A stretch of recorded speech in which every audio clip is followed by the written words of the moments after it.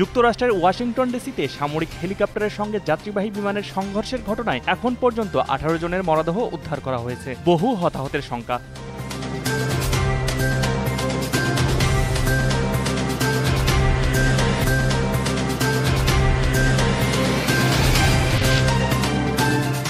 Voter তালিকা আইন, সীমানা নির্ধারণ, পর্যবেক্ষণ নীতিমালা সহ একগুচ্ছ আলোচ্যসূচি নিয়ে তৃতীয় দফায় আলোচনা সভায় বসেছে নির্বাচন কমিশন।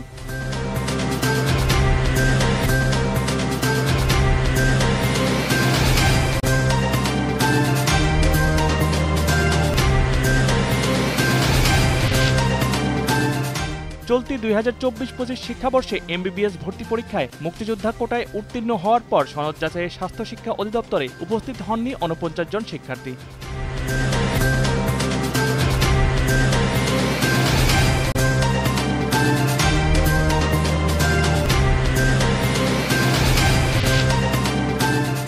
ফিলিস্তিনের অধিকৃত পশ্চিম তীরে প্রাণঘাতী বিমান হামলা চালিয়েছে ইসরায়েলি সামরিক বাহিনী। এতে কমপক্ষে 10 ফিলিস্তিনি নিহত হয়েছেন। এক প্রতিবেদনে এ তথ্য জানিয়েছে বার্তা সংস্থা রয়টার্স।